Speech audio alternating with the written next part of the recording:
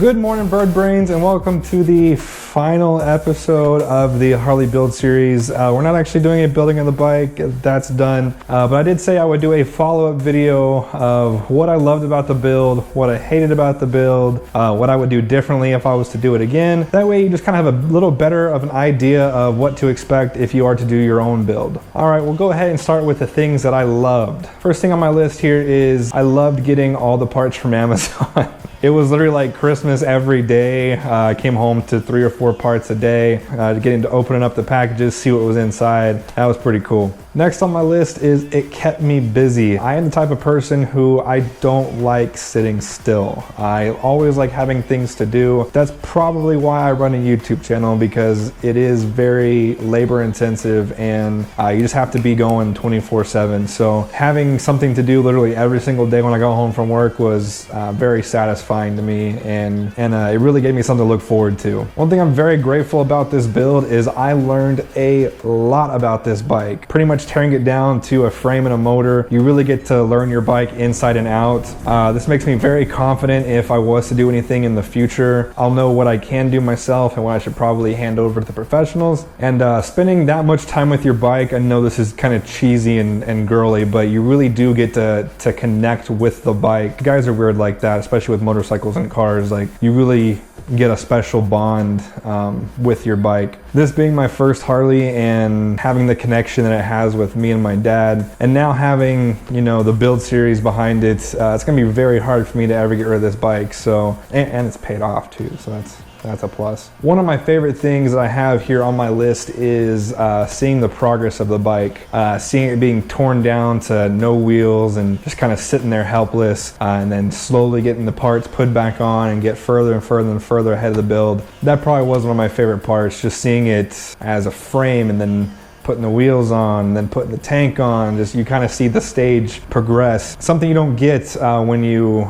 drop it off to have someone else do it. Say if I would have had this done by a shop, I would have dropped it off one bike and picked up a new bike. It just, you don't get the satisfaction of building it yourself if you just drop it off and say, here's some money, do this. Another thing, particularly just for me, this really won't go for everybody, but getting to work with Miss Bike and Bird every day, teaching her the different things about the bike, having a project that we were both working on and both were equally invested in, it really did help our relationship out, and some memories that we'll have that we'll pretty much have forever, especially now thanks to actually recording the whole thing and having it all on tape, video. Being able to look back at it and actually watch us working together, that's going to be a nice memory to have. And speaking of filming, that brings us on to the hate list.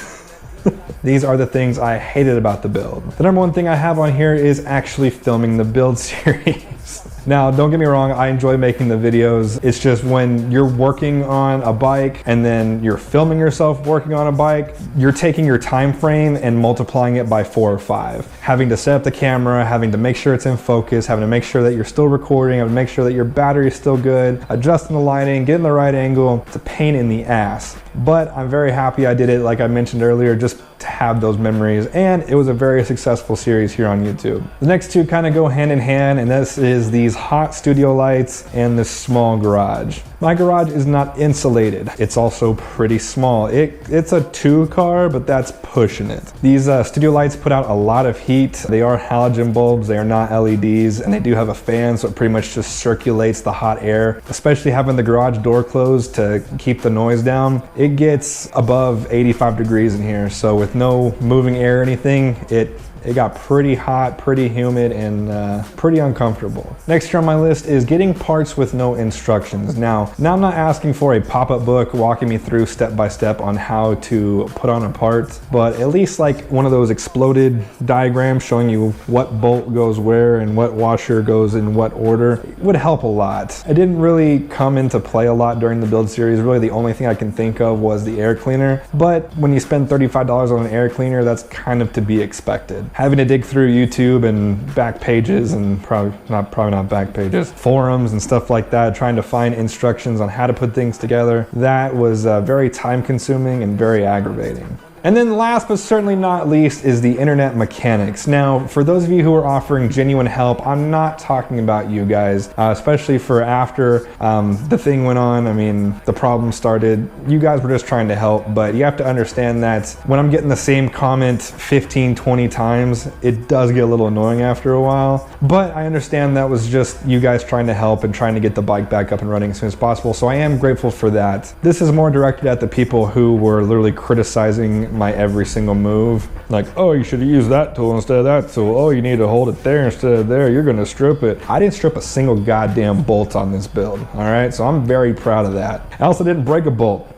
I'm looking at you, Chase. But yeah, I mean, it's basically just cyber bullies. I mean, I get it on every single video. It kind of was a little tenfold with the build series just because it was getting a lot of more unique views. And of course, everyone wants to jump on YouTube and swing their internet dick around. So it's whatever, but it did make the list. So that was basically my love and hate. And I'm gonna move on to things I would do differently if I was to do everything all over again, and what I'll do differently for builds in the future. So the biggest thing I would do differently if I was to do it all over again is to do things in stages. I think doing everything at once, not only was it a little bit overwhelming, it caused time delays in the long run. And if you think about it, it was the #1 cause, besides me being a dumbass and switching the plugs, it was the #1 cause of why the bike actually went down in the end. If I would have done just the wire tuck and then waited a couple days, rode it around, I would have spotted that mistake right then and there, and it would have been a lot easier to track down what was wrong with the bike. Instead, I was faced with a multitude of areas of what it could actually be. I mean, I changed the air cleaner, I unplugged every single plug, I disconnected the battery a bunch of times. There was a ton of things that it could have been. I got the tank painted, so that could have caused an issue. By the way, thank God that wasn't the issue. But speaking of paints, that's the next thing on my list here is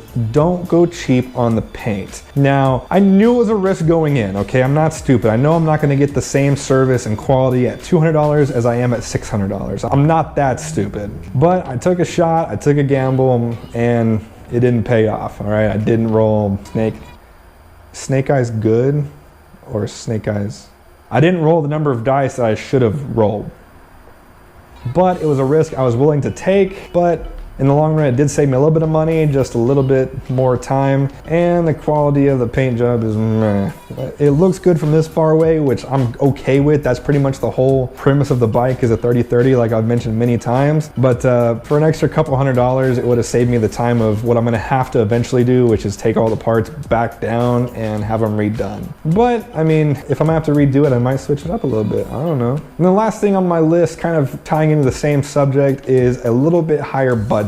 I budgeted myself at around $800 to get everything done, and I was able to get all the parts and everything done under that $800 mark. The reason I say higher budget is just a kind of like a ghost budget. Now, I'm not referring to the money I would have had to spend to get the bike fixed if I hadn't been able to troubleshoot it. I'm more referring to tools that you're gonna have to buy that you don't know that you're gonna have to buy. I remember I mentioned it in the pre-episode of this is not the last time I'm gonna be back to the store, and it wasn't. I ended up having to go buy the bigger sockets for the wheels, the bigger torque wrench for the wheel. I don't mind buying tools. It's not that I was mad about that. It's just I wish I would have budgeted a little bit better in accordance to the tools. I don't mind spending the money on the tool just because if I needed them once, I'm probably gonna need them again, and almost every tool nowadays comes with a lifetime warranty, so you spend the money once, chances are you're not gonna spend it again. I wish I could give you guys a total rundown of the budget, but unfortunately that was lost when the MacBook crashed. I had it all nice and laid out in a spreadsheet of what I planned on spending versus what I